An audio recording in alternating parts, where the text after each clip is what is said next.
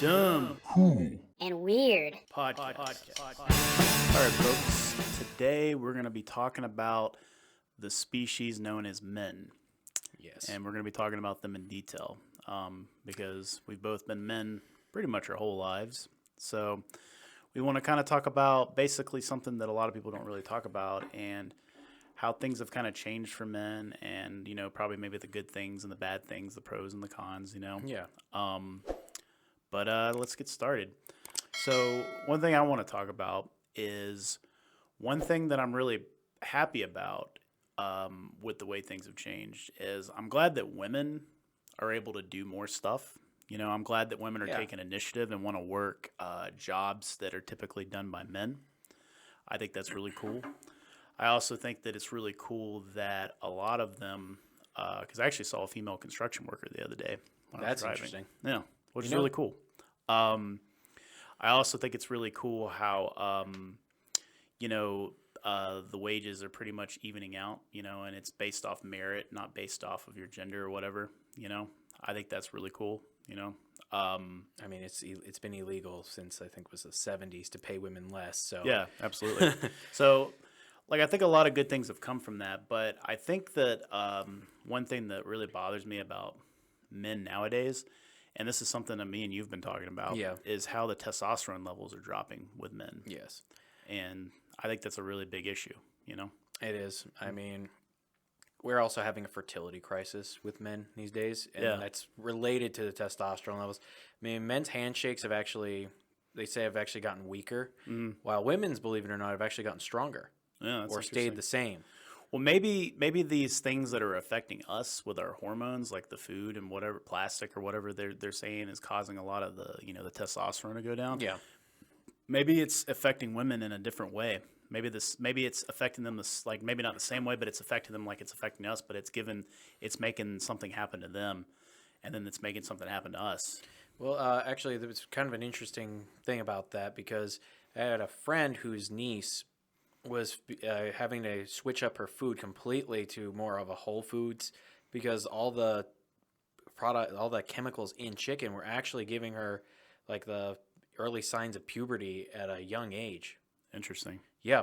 So they had to actually switch all of that up because it was actually morphing her hormones. Mm-hmm. So, I mean, it's also interesting. We could always say even the food for men. Mm-hmm. But we can also say maybe we're not put into the same levels of stress that our ancestors may have had to face, or even a generation before us had to face in terms of our work, our environment. So it may have made it to where we're more comfortable. So our hormones are all fucked up because we're not in that necessarily that fight or flight risk all the time. We're just kind of balanced out these days. Gotcha. Okay. Well, that's pretty cool. Yeah, and I think you know me, like I'm about to start testosterone replacement therapy myself. So Nice.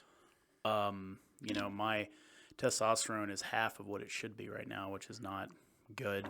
And talking to my dad said that like his testosterone is probably higher than mine, and then he said my grandfather's testosterone was even higher than his. So this has been a problem that's been developing probably since the 50s, I would imagine. Yeah, and it's kind of interesting to see people from back in the day when you look at when male testosterone was at a lot higher. Mm-hmm. You got to see pictures of your grandparents where they're like looking fit. Everyone's got washboard abs. There's not one fat body on the beach. Yep. And even and being fat back then is different than being fat now. Like you were like wealthy and lazy fat. Yeah, you had a little bit of basically what the dad bod is now was fat back then. Kind of like your. God, but when you were 40 back then, you looked like you were knocking on death's door. Yeah, pretty much. Like now 40 doesn't look like a death sentence anymore. Yeah, it doesn't. It's really weird. It's almost like the drugs and the food like kind of keeps us just going just enough, you know? Well, I wish Satan was here, but he's been really busy recently. He's got a new pope in hell that he's got to like put through the elite program, a few cardinals, some Catholic priests who touch some kids. He's got a lot of work he's got to do. They're on the elite program, so they're going to have a pineapple shoved up their ass every hour on the hour. Ninth circle of hell. So Oh, It's going to be really good. He's got a lot of stuff he's got to do, so he would probably have some info for us. well, I'm just excited that he was actually wanted to take time out of his day to even talk to us at all. I think he's really looking out for us. Mm-hmm. Try to make sure that we stay on the right path and do the right things. Mm-hmm. That's what Satan's all about. Yeah, absolutely, absolutely. And Satan's been kind of worried about testosterone in men. Yeah, he recently is too. Because when men go to hell, because let's be honest, a lot of men go to hell. Yeah, they like them to at least have good levels of testosterone when they go down there, because everyone's just raping and murdering each other. Yep. That's what happens though when you own a section. Your version of hell is a super Detroit, Las Vegas, Chicago, Yeah. California. Yeah. You think those men just kind of wake up and they look out the window and they kind of just go, oh, Here I go murdering again. So fiery today. Turns on the news. We're gonna have a raining fire for all week, and it's like it's gonna be a good week. It's gonna be a good week. And it's like, the person would be like, well, for the rest of eternity, as usual, we're gonna have raining fire for the rest of eternity. And he'd be like, good eternity. Doctors here in hell are saying, don't go to the lake, you'll fucking burn. Yeah. And the massage therapists say if you want to go to the pit of feces, you gotta make a left at the lake. Yeah. Just make sure to get your paddle boat ready because the Leviathan wants your ass. Yeah, pretty much. And coming soon to everybody is going to be pineapples for everybody. Satan's getting tired of your shit. He's going to butt plug you up with a pineapple. Oh, yeah. Makes you think about pooping twice. Absolutely. But yeah, but anyway, I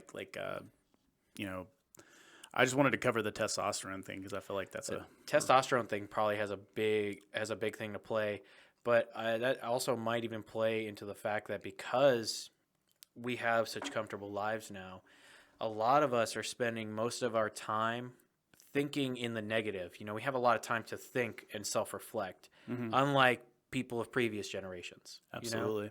Absolutely. And unfortunately, that also plays negative thoughts, and being hard on yourself creates stress, which is bad for your testosterone and creates problems in your hormone levels. Yeah. So it kind of all plays together. Absolutely.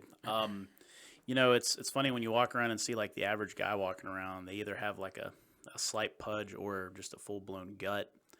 And they just don't look as masculine as they used to, And I'm not talking about people that are trying to transition. I'm talking about actual men who are just trying to be men. Men. Yeah.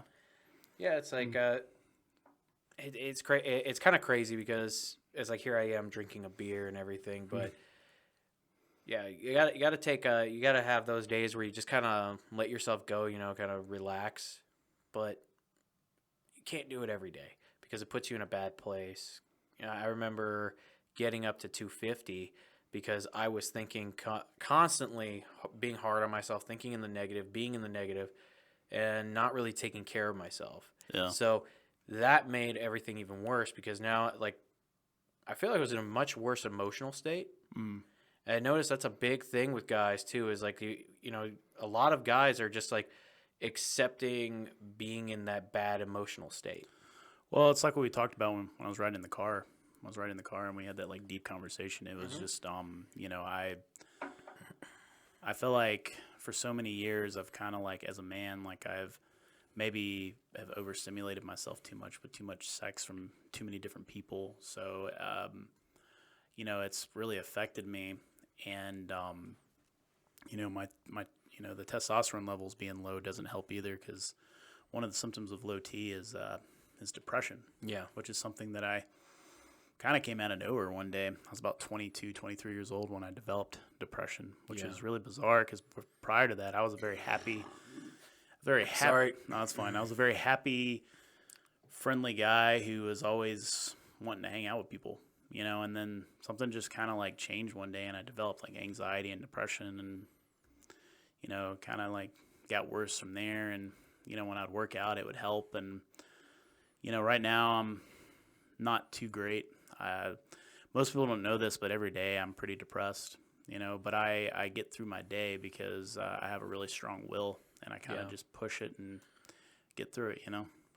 I kind of get that though, and that was a different thing for me because when I got out of the military, I think my depression and my anxiety got a lot worse, and it was basic. I think it was because I felt isolated and alone. Mm-hmm. Because I never when I remember when there was times where I would be out on my weekends. Yeah. And I wouldn't hang out with anybody because like my wife was working a lot too. Yeah. So she wasn't at home during the weekends because she worked at a hotel at that time. Yeah. So most of the day I'd be at home alone, and I'd enjoy sort of like my alone time. I'd work out, I'd game a little bit, just kind of hang out, enjoy myself. Yeah. But that was because I was able to go to work every day and hang out with my best friends, in a sense. So once that was gone, I felt like all that crippling anxiety of just being isolated and alone kicked in. And this was honestly during the height of COVID, when we weren't sure what was going to happen next. Yeah. And everyone was still inside. There's still mask mandates and everything. So Yeah. I pretty much felt like even more isolated because we weren't doing anything. I was just going to school. Mm-hmm. And that to kind of curb that, I was drinking more. Yeah. And that's why I got up to 250, which didn't help because that raised a lot more anxiety and depression. Yeah. Well, we'll say this, as of late, in the past like 5 years,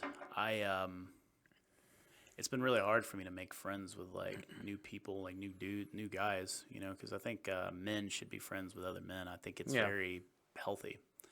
And I used to have a lot of friends at one time, and over the years, it's slowly gotten worse and worse for me, where I just don't have as many friends. And I got some close friends, but it's just like things change and people kind of move on. Like my best friends from high school, I don't even talk to hardly any of them anymore. The only person I talk to is my friend Anthony from high school. It's still a close friend of mine, and even me and him don't really talk that much,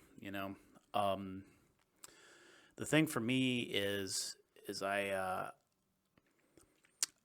get worried about like the way things are going with men, because what a lot of people don't realize is if things keep getting worse and worse for men with depression and all that, eventually our society is going to collapse, because yes, women are a good support system for society, but men kind of help keep society built together. Like we do the rough jobs too. It's like you're saying, it's very rare when you see a female construction worker, not in the desk job and not in sort of a management position. You're talking about somebody who's probably working with the rest of the guys. Yeah. Right? Yeah, and that's what I'm saying. Like, my biggest concern is that men are gonna just start giving up on everything, and they're gonna just say, "Fuck it, I don't care anymore," and they're gonna just not do anything. You know.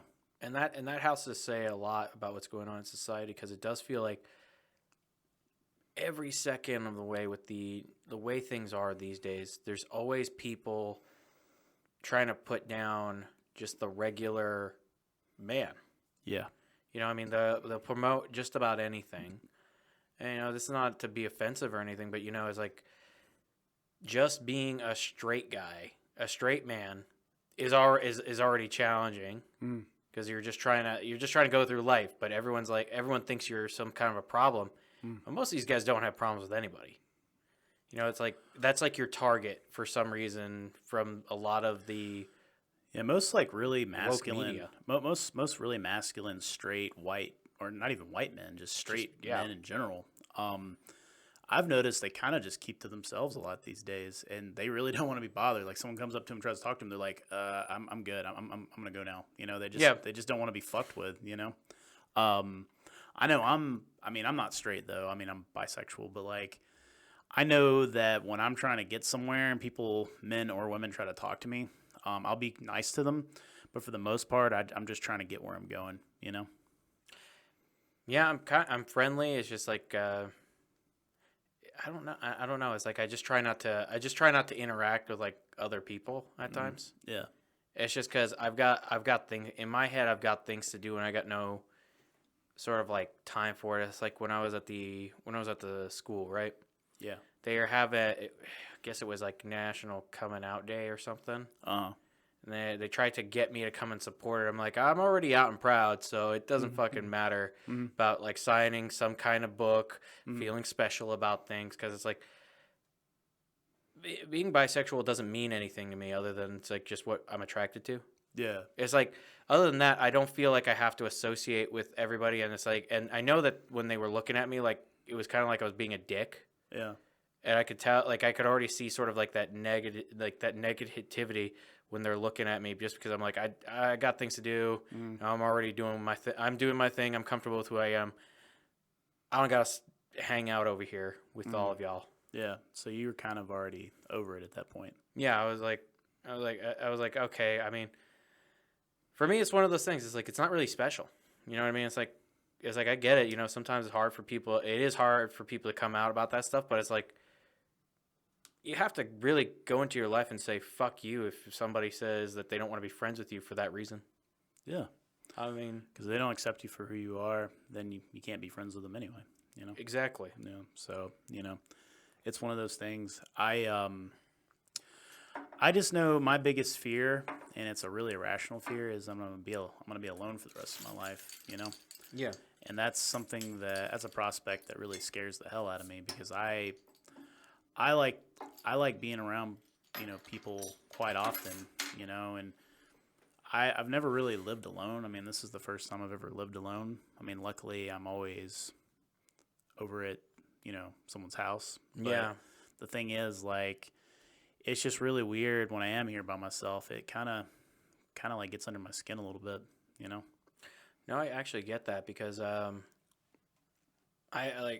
remember how like comforting it was to have like one of my best friends as one of my roommates. Yeah. When my wife was gone and stuff, so I had somebody to hang out with, because after a while it started being like, okay, this is kind of shitty. Yeah. I mean, after the first year of like being in the Marine Corps and everything, it's like, you know, I kind of want to hang out with my buddies outside of work, just so it's like more of an unregulated sort of like us fucking around and just having fun. Yeah. And so I was like, it was nice to have somebody to like actually talk to during the day that wasn't on the phone.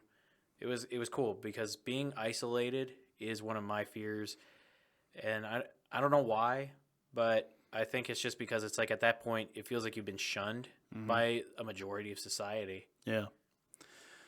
Yeah, like I said, you know, for me, you know, growing up, you know, they always talk about toxic masculinity. And I think one of the most toxic things that men do to each other, and this is mainly what fathers do to their sons, is they tell you to keep your emotions like all bottled up inside, which is not really good for you. It can be good in certain situations, but it's not good to do all the time, like you were taught as a kid. And one of my problems is I kind of do that a lot. I kind of keep my emotions like really bottled up inside. I have a hard time forming relationships with people. I'm very picky when it comes to who I like. You know, like you know, in the past I would go date a lot of women, but I didn't necessarily like most of them, you know, which is really shitty, because some of them probably really liked me. But I don't know, I would just never could like get into some of them, you know, and I'd always end up picking somebody that, you know, for me, I really liked as a person, but they may necessarily not have been like a good choice for me. Yeah. You know, it's one of those things. It's kind of scary for me, is I'm always worried I'm going to make the wrong choice. You know, I want to make the right choice, not the wrong choice, but I've made a lot of wrong choices in the past, and I got to be honest. I think I've only ever loved two people, you know, in my life. You know, the first girl I was ever with, I really loved her, and then the current person that I'm seeing, you know, I love her a lot, you know. Yeah. So it's really it's difficult. It's really, really, really difficult, and I'm just afraid. I'm afraid that for the rest of my life, all I'm gonna keep doing is just messing around with women and just never actually finding somebody. I mean, I hope the person I'm doing things with now will be sort of a long-term thing, but Yeah. you know, life throws you curveballs sometimes, so you never really know. But if that doesn't work out, then I'm scared it's just going to be a cycle that's going to keep going on. And the thing is, I want to go to therapy, and that's one thing I want to talk about with men is I think more men should go to therapy. For Yeah, sure. definitely. I'm trying to scratch my ear when I've got a headphone on. I'm retarded. It's kind of like we were while we were talking on the phone while you were in the car and everything, and I was at school. Mm-hmm. The biggest issue I have too is not really caring about what everybody else has to say. Yeah.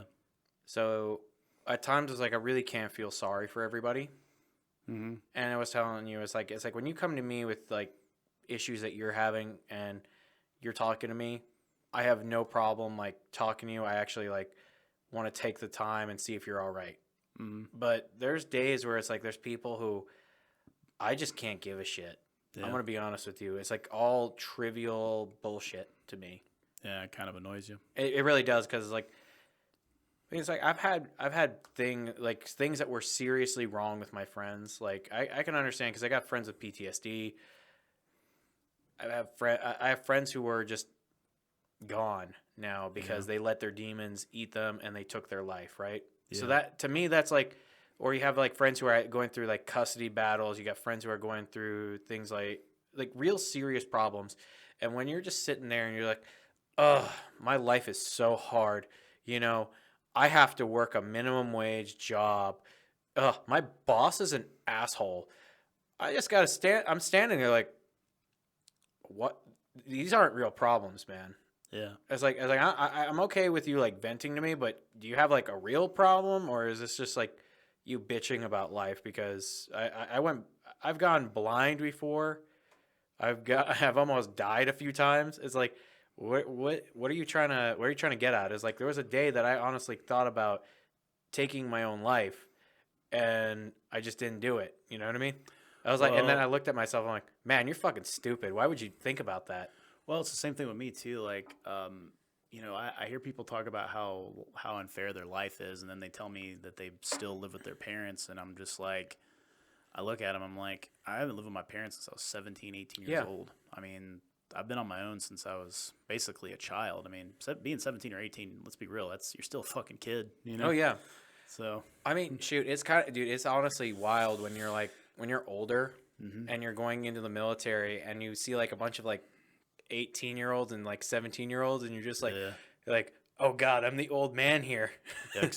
Absolutely. Because I mean, it's like when you hit 24 for the Marine Corps, you're already like sort of middle age. You're like middle age in the mind of everybody. But it's like when I was there, I was like, holy shit, I'm old. But at the same time, you really do see those challenges with like these young kids being out on their own for the first time ever. Yeah. But at the same time, they handle life so much better than people who are living at home with their parents. Oh, yeah. I got you. Because they found a way to manage like responsibility and real problems. Absolutely.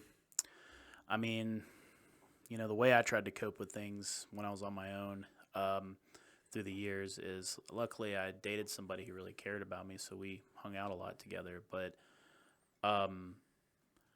I really got into doing drugs and alcohol a lot when I was younger, between the ages of 18 and 23. And, for all the men that are listening to this, I don't recommend that as a coping mechanism because it doesn't really lead to anything good. And it can actually lead to you doing things that you wouldn't normally do, which that was me.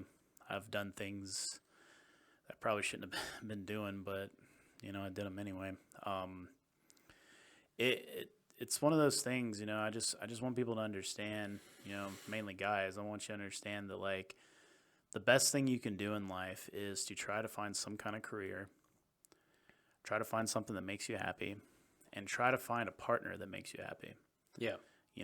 Make sure that whatever you get out of life, it doesn't take away from your life, but it adds to your life, because life's too short to be miserable because, the old saying is you're born, life sucks, and then you die. I don't think life has to suck. I think life can be good, but it takes a lot of work to work towards having a good life, I think you also realize what love really is, though, if you're put into certain situations. Like, I would have to say that being in the military, taught me how to love somebody else a lot more. Yeah. And that's creating a family that you're not bound to by blood. Yeah. So that was a nice experience in my life. Like when I didn't have my family, I had those guys. Yeah. You know, and like just those people were always there for me. Mm-hmm. So that was always nice. Like I miss that at time. I really miss that at times because it's like about 2 weeks in when I was out, and I was like, "Fuck, I really miss my buddies." Mm-hmm. You know, you can always Skype everybody and everything. It's not the same as seeing them every day, and maybe like showing up to work, and your buddy shows up with a pack of smokes and a fucking energy drink. That's love. But it's not the same when you're out here. It's like out here, you know, I've noticed that when you think you have a lot of friends, you really don't. Yeah. Like all those people you have on Facebook, all those people you have on social media, they don't mean shit. There's probably about like 10 or 20 of them that you actually care about. Yeah. And that's kind of what I realized is like I got maybe like 20 civilian friends. Yeah. That I really love that are from like my childhood into my high school years and whatnot. Yeah. And I gotta say, it's like with you. It's like you're one of my best friends, and that's because we've just found a way to bond with each other in a way that like I can't get with just the other acquaintances that exist in my life. Well, doing this podcast probably really helps. Yeah. I mean, because we're actually talking stuff out, you know. Exactly. But going back to the therapy thing, though, I really, really think people should go to therapy. It's very beneficial. It'll definitely help you out a lot, and I think in the long run you'll be happier. You know, and that's just my opinion because life can really get you down, and you really have to talk it out in order to solve those problems. You know. And I mean, it's true. If you're not handling some issues, you're going to be a weaker person. Yeah. And you're going to bring negativity and possibly let that negativity escalate to some severe toxic traits. Well, it's like with my alcohol problem I had before. I was drinking again, but it wasn't the same as it was before. And what really helped me is I saw this therapist who specialized in alcohol addiction. And, I saw him for like half a year, and I didn't need him after that because he pretty much taught me everything I needed to know about, alcohol addiction. And we would just talk and talk and talk. I talked about my relationship at the time, which was with Lexi. And then I talked about my codependency on alcohol and my codependency on people. And so we pretty much went through my whole like childhood and stuff. And we kind of figured out that the reason why I'm the way I am is because my dad raised me and my sister. My mom wasn't really around. And so I would pretty much, when you're a kid, you're like a sponge, man. You're like trying to figure out how life works. And all I would see my dad do is sit there and drink and drink and drink. And he didn't really have like stable relationships. My dad would always have a new chick like every couple of weeks growing up. And I think that really affected me, man. No, I get it. I mean, it's like I told you, my brother did an analysis of me, and he sort of made it to where he found out that a lot of my issues are related to being bullied when I was a kid. Mm-hmm. But, which kind of makes me an asshole today. Yeah. Because I like bullying bullies. Yeah. Gotcha. But yeah, he kind of put it this way: it's like you just don't give a fuck what anybody says to you because you know that nobody's really in your shoes looking out for your best interest except you. Yeah. And you only trust a very few amount of people. Yeah. But at the same time, that's kind of what makes me who I am at this point. You know what I mean? I'm like a pit bull. Yeah. You can beat me down. You can do whatever you want. I'm going to bite you pretty hard, though, because I'm loyal to the people who matter to me.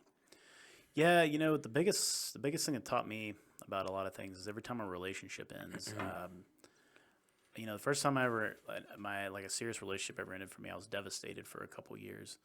But then every time I would get with somebody that I actually really cared about and they would leave, or, doesn't always, they didn't always leave. Sometimes the relationships just ended because Yeah. it just wasn't working out, with me or with her or whatever.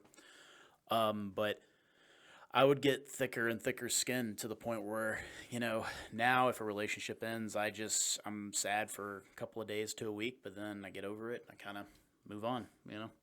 Oh yeah. Yeah, I mean it's like the only reason I am as like balanced as I am is because of my wife. Yeah. What if you didn't have her? I don't know. I don't think about it. See, I mean, I Get know her. if something happened to my wife and I lost her, it'd be like losing a limb. oh my God. Yeah. That makes sense. So that's kind of where it's at for me. But yeah, I don't like to think about that because that puts me in. That's a lot of unnecessary negativity that I don't think about. I mean, it's like I don't know. It's like it's just not worth thinking about for me because I know how it's gonna devastate me if that was the case. Yeah. Because I mean, you spend so much time with somebody that if you lose them, Yeah. it feels like you've lost years of an investment Mm-hmm. in a sense. I don't want to sound like it's like some kind of stock market trade or something. It's just like you've invested so much time and love into one person. What do you get? What happens when that person's no longer there? You just kind of move on. Yeah, I mean, you could. Depending on how hard, like, it's going to hit you pretty hard. I mean, I was with Alina for like 5 years and then she left. So, I mean, that's a pretty good amount of time. Yeah, that is actually. So, I mean, I was devastated at first. I was like, damn, because like we had a whole plan and everything, and then she was like, I'm moving to California, and I'm like, okay, well, I need to stay here and finish school, and she was like, well, I don't know if I wanted you to come with me anyway, and I'm like, oh, okay, Damn. and I was like, why is that? And she was like, I don't know, after everything that happened, because we had that's like a whole story that we can talk about later, but let's just say some bad stuff happened between, like, with me and with her that wasn't too great, involving something very personal. Yeah. Nothing like where she was like, I hurt her or she hurt me. It was something just personal happened, and she kind of just was like, I think I'm just going to move and kind of start over in California. And I was like, okay. And she left. We kept in touch for years after that, and then she came and hung out with me again 3 years later and asked me to come back. At the time, I was already in a relationship with someone else, so I was more interested in the other person, and she could kind of sense that, and that was like the last time we ever saw each other and talked to each other, and that was pretty much it. Yeah. And then, I told you about what happened to her. Yeah. But it was just like, I don't know, I was devastated when we ended it because I thought we had our life planned out, but, maybe it's because I'm autistic that maybe I was able to kind of bounce back from it, but I don't know, I just developed a new routine and got used to the new friends I had and at UNG. Yeah. And that was pretty much it, and I kind of moved on and graduated college and went into the film industry, dated other people, Yeah. None of them really worked out, and here I am now, and I'm still pretty unsure about my future. I mean, I know that what we're trying to do here, we want it to be successful and make money, but I think, because I've been so okay being alone, I think once a relationship actually gets serious again, I think I'll be happy, with that. But then if it ends again, then I know what it feels like to be by myself, so I'll be okay. Yeah. Yeah, we both have ways in which we cope with loneliness. Mm-hmm. I mean, Absolutely. it is what it is at the end of the day. But another thing I'd also like to say too, though, is this is another thing that's really, really kind of grinding my gears in a sense. Yeah. Is how we're trying to curb the aggressiveness, like the sort of like natural roughness that men have, like when they're boys. Yeah. It's like that roughhousing, that sort of rough play that guys go through. They need to go through that. They need to have those kinds of like male bonds, because if you curb men at a young age to have like more feminine behavior, you're gonna have a toxic man when you grow up. Yeah. Because that's gonna be a man who's gonna feel like he's feminized by the rest of the world. He's gonna have very toxic traits. That's like when you also think about all these guys who are wife beaters and everything. It's like, well, they usually come from households that, guess what? Mom's kicking their ass every day, puts them in a bad place. You don't have a positive male role model. Yeah. All they know is like being emasculated and having to sort of fit into this sort of feminine space. Yeah. They don't have a masculine space to exist. Yeah. So they act out when they get older. And that's when you create weak men. Yeah. And weak men are the ones who go out and they perpetuate violent crimes against women. And that's another thing too. It's like, even if you think about it, it's like when they commit violent acts against like homosexuals and trans people too. Yeah. It's because they have insecurities that are built from their foundation as a boy. Yeah. So we have to start having men again.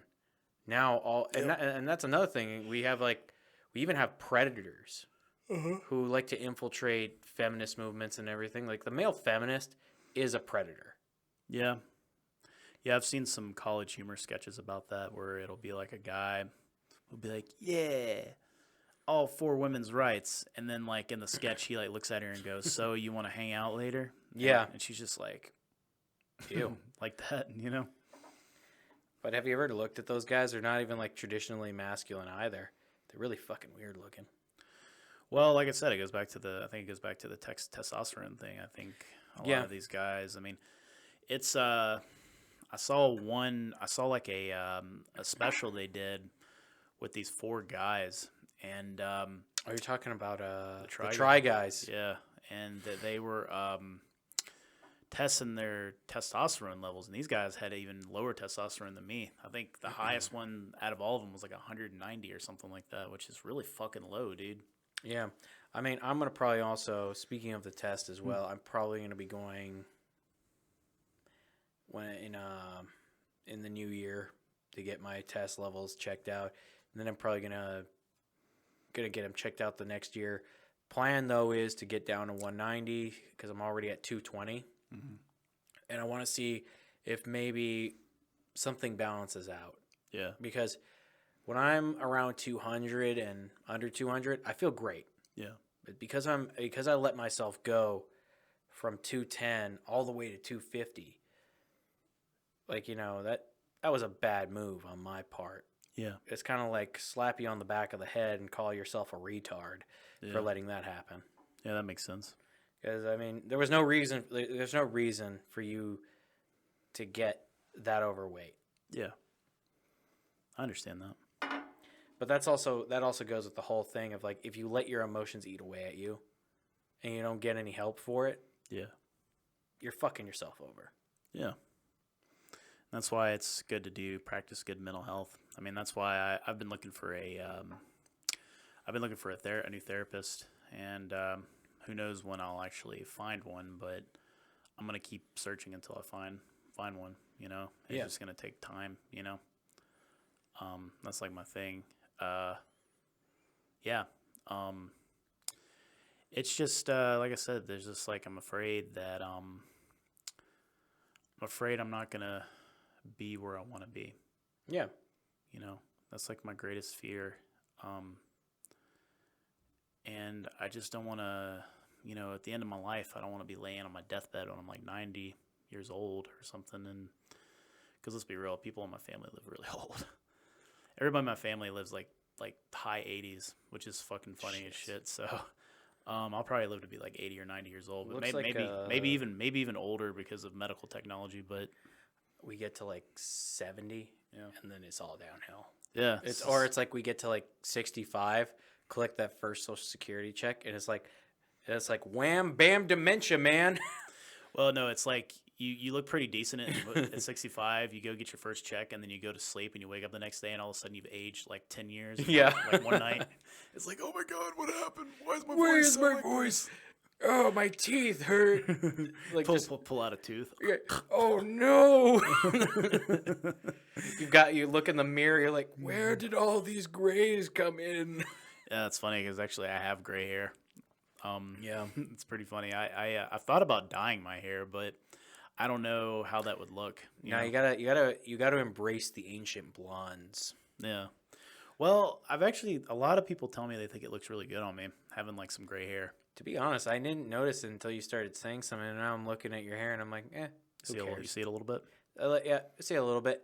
I'm going through the stages pretty early. Unlike like my dad, when he hit like his 40s, Yeah. he got like the little red. He got all this like red hair inside of his facial hair, and I've already got it coming in. So I'm like, oh shit, I like escalated somehow. So now I'm gonna probably see like gray hairs when I'm 30. Well, my dad doesn't even have black hair anymore. It's either gray or white. Oh, Yeah. So that's what I get to look forward to when I'm like his age at 60. you know what though? With all the stem cells and testosterone boosters and steroids we can go through, though, we're gonna look like Mel Gibson when we get older. Hopefully. I hope so. Mel Gibson runs on anti-Semitism and testosterone boosters. Yeah, I don't really like him as a person, but he definitely does look really good for an older guy. He's kind of like he's goals for older age, but he's not goals like in other ways. Yeah, definitely not. That's like there's a I can't remember what the movie's name was, but he plays a former neo-Nazi biker, and all I can think is like, wait, so Mel Gibson's Weekends? He's just playing himself. Yeah, it's like I don't see how this is a movie. Is this like a documentary? Yeah, absolutely. He remember that one movie he was in where he had a puppet and it was like a woodchuck. Do you remember that? No, but I remember when he was a chicken. Yeah. Yeah, he's taking some weird roles. He's kind of like Nicolas Cage. Nicolas Cage takes some really fucking weird roles nowadays too. Nicolas Cage makes sense though, Yeah. because he has bad people running his money Yeah. who steal from him. Yeah. Nicolas Cage is broke, has gone through bankruptcy multiple times because people robbed him. Wow, I didn't know that. I just know that Nicolas Cage is a really bizarre guy. Speaking of Nicolas Cage, have you noticed how Marilyn Manson and Nicolas Cage like have the same look? Yeah. Or like, what is this? Like Marilyn Manson has like Nicolas Cage's look at some point in his career, and Nicolas Cage is one of Marilyn Manson's looks like in his career. Maybe they're the same person. Maybe Nicolas Cage is actually Marilyn Manson. Oh God! So it's like Violent J, Smash Mouth, and Guy Fieri being all being the same person. Yeah. Pretty much. I could believe that though. Yeah. I would love to believe that. Yep. You'd like to, but who knows? It's not real. It's not real. Guy Fieri is too much of a personality and too successful to be an ICP, and Insane Clown Posse is way too successful to accept Smash Mouth. Yeah. But I gotta say, I did like Smash Mouth growing up. I thought he was dead. Oh, the Smash Mouth guy? Yeah. Okay. Like the So lead singer? like everybody was posting tweets of like Smash Mouth on Facebook, like on how much he hates Trump, right? Yep. Everyone's like talking about how they love Smash Mouth, and I'm just like, so he's not dead? He's still alive? I thought he was dead. Yeah. Like this whole time, like for 10 years, I thought he was dead. Yeah. It's like one time somebody spread a rumor that I was dead, Yeah. and I just because I didn't show up for like 2 weeks, people believed it. That's funny. Maybe I should tell people I'm dead. No, I think that's like an actual legal issue when you're an adult. See, when you're a kid, people just thought you died somewhere in a lake. Yeah. And nobody really says anything. Yeah. They just expect you to haunt that lake forever and start killing teenagers. Yeah. And then your mom gets pissed off, starts killing people, then they kill her, and then you start wearing a hockey mask, grabbing a machete, and then you go to space, you go to Manhattan, The worst one was Manhattan. Yeah, that one's pretty bad. The fact that, you know what, though? If you think about it, if you're a depressed, overgrown teenager roaming through a Manhattan with a rotting corpse of a body, is anyone going to even question you? I've got so many questions about Jason Voorhees from Friday the 13th. One of my biggest questions is, What is he? Is he a zombie? Is he He's like a deadite. He's a deadite? Yeah, so interestingly enough, they actually put him in I was reading somewhere that he's technically a deadite. Well, I know that the Nightmare on Elm Street, Evil Dead, and Friday the 13th universes kind of cross over a little bit, but that's the explanation. He's a deadite, Yeah. but he doesn't talk. Deadites love to talk. Maybe he's just he thinks talking's overrated. Does that make Freddy Krueger a deadite? That makes too much sense though. Well, because like the deadites love to fucking cuss a lot, and they love to be like, "Who the fuck are you?" And you know how you know how like Freddy is. Freddy's like I'm coming for you, bitch. You know. So maybe Freddy's a fucking deadite. You know. No, he's just a child molester who the Catholic Church didn't exorcise properly before burning him in a furnace. No, what was really funny though is his mom was a nun in the movie. Yeah. His mom was a nun. So the way that Freddy Krueger was born was his mom was a nun, and she accidentally got locked in a penitentiary with like 50 insane like inmates, and they all raped the shit out of her, and that's where he came from. Jesus Christ! I know, that's a fucked up. How do you put a nun in a situation like that? Like you're in a special place in hell, getting raped by a pineapple right now. Yeah, exactly. You do that. But that's what I'm saying. Like, it's just like a really bizarre. It's just a really bizarre story. But like that's what I was saying. Like but I'm glad I know now that Jason Voorhees is actually a deadite. I didn't realize he was a deadite. I thought he was like a zombie or something. No, because the deadites are technically zombies held together by magic. Gotcha. But that's why Jason. Well, Voorhees. that makes sense about his superhuman strength, because I remember the deadites were really fucking strong. Oh yeah. So. Like, I don't know, Evil Dead 2 is one of my favorite movies. Ash versus the Evil Dead is my favorite series. I've watched the first 2 episodes. I gotta watch the rest of it. It's hard for me to sit down and start watching something, because then I want to like binge watch it, like the whole thing. I'm not gonna lie, I'm so sad it's over. Yeah. Because it was good. Like I actually enjoyed watching it. Yeah. Have you ever watched a show that's just like, God, I really fucking hate this. It makes me want to go and just in my backyard and shoot myself in the head because of toxic masculinity. There are some pretty bad shows out there. There's a show called Another Life on Netflix. It seemed like it was going to be a really cool science fiction show, but then it ended up being like the worst fucking thing I've ever seen in my life. Just the acting was terrible. The presentation was terrible.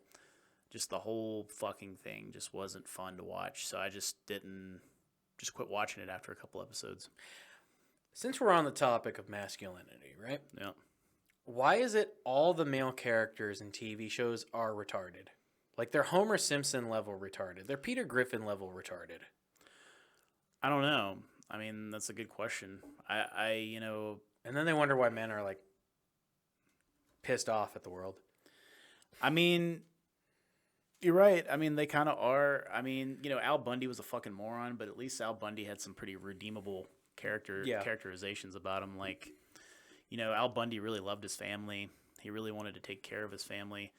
There's nothing really redeemable about Peter Griffin. I mean, he obviously doesn't fucking care about his family. Like, every time there's an episode where he has like a realization, he never learns anything from it, One episode where he kills himself and it's hilarious. Because, like, look at Al Bundy. Like, he at least learns stuff after every episode where he's just like, it reinforces the fact that he loves his family. That's why he stays. The reason why he stays with his family is because he cares about them. He puts up with all the bullshit that he's got to deal with from his kids and his wife, And I think it's funny because people try to seduce him to do the wrong thing. And he still does the fucking right thing. I remember that one episode where him and his buddy, and like it was like the first or second season, his buddy had 2 hot girls over, and he was like, "Hey, let's have fun." Yeah. And I was like, "Oh, God, that would be so nice, but I really love my family. Yeah. I love my wife." And you see that, and you're like, "Wait a minute, you're always fighting with your wife," but he really deep down really fucking loves his fucking wife, Yeah. I mean, it's kind of like we were talking about bad writing in movies the last time. Mm-hmm. And why is it that we can't get any like masculine gay characters either? It's like every gay guy has to basically be like the feminine gay guy who's constantly talking about how many dicks he sucked at the glory hole. But we never have just like like the guy who's like, I'm gay, I love my husband, But I love to go do some man shit. I like to go do some man shit, like fisting people at truck stops and shooting guns. Yeah. Well, it's like you said, you want to see a show about truckers who are gay. Yeah. Really masculine trucker men that are fucking gay as shit. Yeah. Or gay cops. You know what I mean? Because There's actually a show that has a gay cop in it, and I forget the name of the show, but it was really good. Are you talking about The Wire? Everyone tries to get me onto The Wire. I don't know if that's it or not. It was just it was a black gay cop, and he had a white boyfriend, and I'm trying to think now because I feel like I've seen this before. It was really good though. I can't remember the name of the show. show. You're talking about Brooklyn Nine-Nine. Is that it? I think it's Brooklyn Nine-Nine. He has he and his husband have been like openly gay since like the 1970s. You're talking about the chief, right? Yeah. Maybe.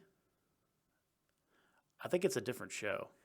I don't know. Either way, I like that dynamic because he's bad. He's a badass person, and you're just like Just happens to have a husband at home. Yeah, he's like, and it's like it doesn't cross your mind. Like it's not like in your face trying to make you accept any weird narrative. It's just like hey, this is normal. All right, the captain is gay, and no one cares. Well, it's kind of like in Married with Children. Actually, had an episode like that. Al's wife was going out and dancing with this guy, and Al kind of found out about it. And he was getting mad, and then the guy who was dancing with his wife, his husband comes to Al's house, and he's like, "I'm here to get my husband." He's like, "Wait, your husband?" He goes, "Yes, that's what I said, wasn't it?" And he's like, "You're married to a guy?" He's like, "Yes." He's like, "Well, now we have 3 guys that won't touch my wife."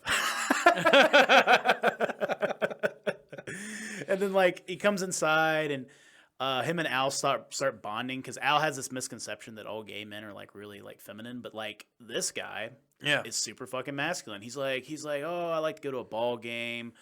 I like to grill and barbecue and cook food. I like to drink a bunch of beer." And like he makes Al like this really good feast of food, and like Al kind of looks at him and goes, "I think I love you," because like Al's and they treat it like that was 1987, dude, which was that was like when being homosexual is still kind of weird, to people. Yeah. So like the way they treated that episode was really good for the time. It was probably the most progressive. That was probably really progressive for the time. So towards the end of the episode, Al goes to get his wife, and he pulls that guy to the side, and he goes, Al goes, "I don't care about my wife. You got a really good man at home. You need to go be with him." He's like, "He cooks you 4 square meals a day. Yeah. And he takes care of everything. You're an idiot." And basically he's like, "All right, I'll go home to my husband." And like he leaves. So it's pretty funny. I mean, that's very true because it's like you don't think about that, but that's what I'm saying is like writing the gay characters wasn't even writing them in stereotype. Yeah. It's like everybody's got to be this stereotype now. Mm-hmm. Yeah, and it wasn't like that. There was no stereotype there. It was just like they were both very masculine dudes. They liked masculine things, and they just happened to be gay. Yeah. It's like, how is it that a show from the 1980s can get it right, but people can't? Now it's like what we were talking about the Mighty Ducks one time. It's like the writing of the lesbian couple is like so stereotypical. They're too perfect. Yeah. They're too perfect. Like, people aren't that perfect, man. I know a lot of lesbian couples, and a lot of times their life isn't fucking perfect at all. Like, it's like... Nobody's life is perfect. Exactly. But they were perfect. One was a lawyer or something. The other one was like an accountant. I'm like... Here's my question. Why are they all still living in the hood? I don't know. Because remember, that part of town was supposed to be bad. That was the original idea between the first movie, because they were like, "Oh, we got a bunch of these rough kids who we need to put a hockey team together to like make them better," We're also going to be selling crack and shooting each other. Yeah, so we gotta give them something to do, or they're just gonna fucking fuck up. They're gonna keep fucking shit up. I mean, Jesus Christ, they got rid of most of the black characters in the second movie. Yeah, that's true. Like all they brought was like Goldberg, and we're not even sure what Goldberg is. Is how Italian is he versus like? Yeah, and then you had Kenan Thompson was like I think he was maybe the only black guy on the team. There was another one. There was like one other guy. Oh yeah, one other guy. Yeah, Goldberg was like Jewish or something. No, Goldberg was, I think, Italian and Jewish. Okay, wow, that's a weird combination. No, it's not. It's actually quite common. Oh, really? It's a lot of scary anti-Semitism though within the family Well, later on. because watching like The Sopranos, they didn't like Jewish people very much. This is like the mob guys. To be fair, though, if you ever looked at, have you ever ever observed those guys? The funniest shit about them is like they always talk so much shit about the other races, but they're going around and banging whores who are all the other races. Yeah, and not to mention they also do business with everybody too. Oh yeah, like the Jewish guy that they have ties with is like. Yeah, and then that black priest that they would go and like do business with.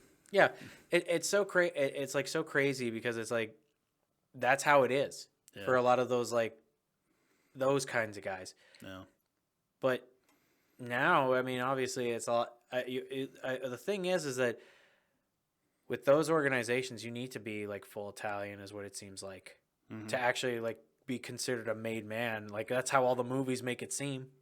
Yeah, pretty much. So it's like oh they ruined the bloodline, can't have a made man now. It's like he doesn't care. Dude. Nobody cares about that shit as long as they get the fucking job done right. It's like what about merit, guys? Merit. Yeah, damn it. Well, we're at the 4-minute warning. Ooh. So, yeah. So, folks, we're basically just trying to cover like stuff about men today. You know, like I said, like as a guy, it's good to have friends. It's good to go to therapy. It's good to talk about your emotions with other guys. Honestly, that's one thing I wish guys would do more with each other is talk about how you feel, because keeping it all bottled up inside is probably gonna fucking kill you one day. Yeah. So keep that in mind. So, what about you, Nick? What are your thoughts? Just be a good motherfucker. Yeah. Just be a good person.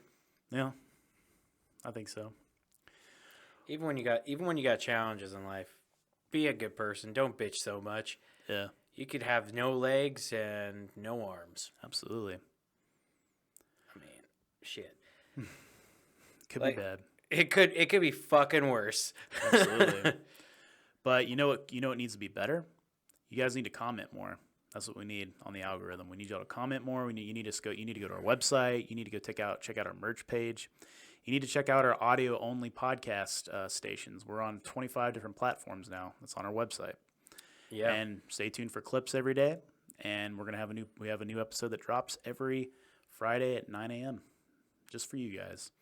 So be sure to check out the Dumb Cool Weird podcast. Tell your friends about it. And we're gonna shove it down your throats till you understand that you need to watch it. I'm going to come to your house. And that's it. That's you it. don't know That's yet. it. That's you it. don't know yet. No. I mean, I don't even know yet. But hey, Yeah, he's just gonna come to your house, and I'm gonna inconvenience you.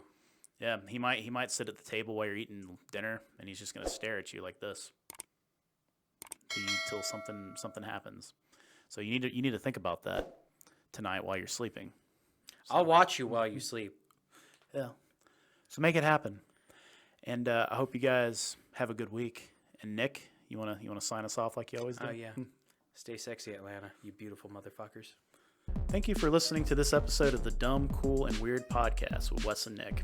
If you want to check out more of our stuff, go to www.dumbcoolweird.com. You'll find our Facebook, Twitter, YouTube, Instagram, and Patreon link if you want to support us. Also, be sure to check out our merch store. And if you're interested in being on our podcast, you can find a link on our website so you can reach out to us and tell us if you want to talk to us about something that's really weird, dumb, or cool. We'd be glad to hear from you. Hope you will stay tuned for the next weird ass episodes we got.